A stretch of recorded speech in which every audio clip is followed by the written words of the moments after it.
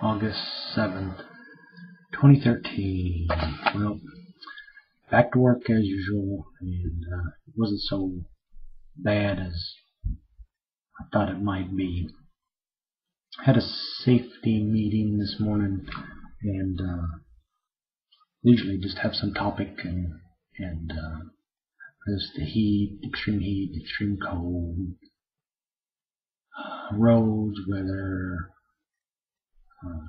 dogs, animals, certain time of the year, watch out for the bees, wasps.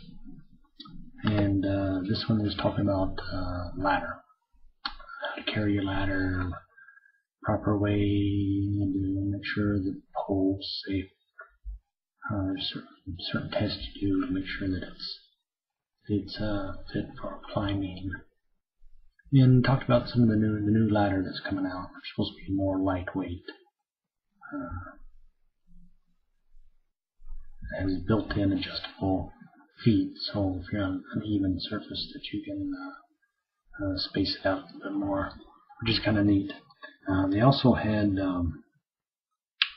safety awards, and similar to that. This is the one I got last year for 6 months straight of safety,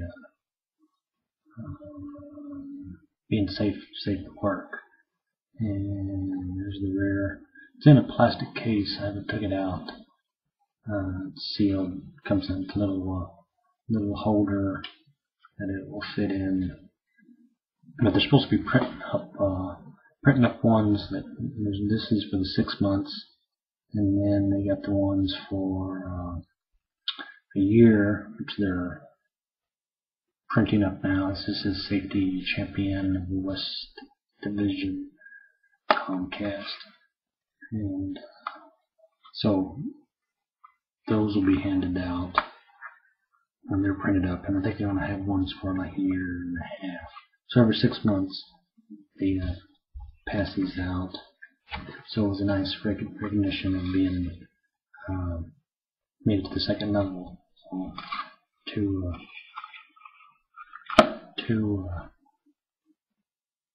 6 months in a row. So a year.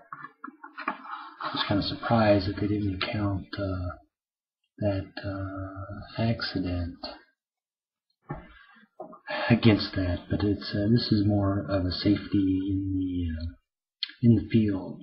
So when you're working, when they come out and do field inspection, and they'll follow you from job to job, make sure you're driving right and everything's obeying the rules and regulations, and you're using your safety gear and safety helmet, safety glasses, and voltage detector, and different things that sometimes puts you in harm's way.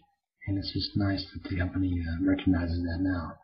They got a little website that you can go to now, and I can pick out something from the website. I think they got shirts. I can use an extra Comcast shirt, but they have like different safety vests and safety glasses and stuff like that. So, since we was on the topic of safety, there's a song that came out in 1983. It's a Canadian group. It's called Man Without Hats. This one was extremely popular. I think they was like made 26th, top the charts in Canada, but once it was released here, it went to number 3. So very, very popular. And somewhere in Africa is like number 1. So different places around the world, and this is the height of MTV. So you have a pretty neat looking video, and then you adds a lot to it. I was reading the comments describing. You go to Wikipedia and look at the song. They'll describe year, date, when it came out, which album it came off of, when it was released, originally released, and second release, like that, which was interesting. But they also talk about the song itself, and the reason the guy wrote it is called Safety Dance. But after he was saying that in the clubs after the disco era was over and they started this new wave music starting in the 80s, there was a certain type of dancing. There wasn't so much of couple dancing as just individually. You would dance by yourself, and since you weren't physically touching or caressing, it was called a safety dance. But there's also, let's see what they also said, that the bouncers didn't like the individual dancing because it was more erotic and not erotic, but more violent, the way you would thrash yourself about. And if you weren't watching what you're doing, you'd slam into other people. And then that's where they came up with the slam dancing. You see, if you go to these new punk, if you watch some of these old punk videos and stuff, they do a lot of slam dancing on the floor. When I was at that concert in Toronto, there was different called mosh pits, and you just get in there and you just spin around in a circle, and everybody keep pushing you back in there and turning you around as you were spinning around the circle. So it was kind of people would take off their glasses and everything and head into the pit, and you'd get spun around by the crowd that was kind of containing the circle, so you could actually kind of like you see those cotton candy machines that you just take that thing and you spin it around and around. And kids would get in there.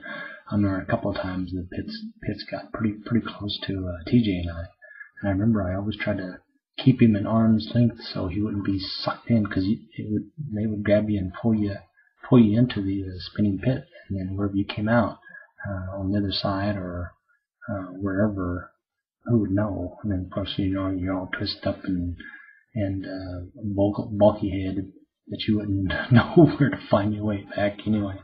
But interesting. A couple of them got pretty close, and I remember being in the border on one or two of them to try to keep them from bouncing into the crowd.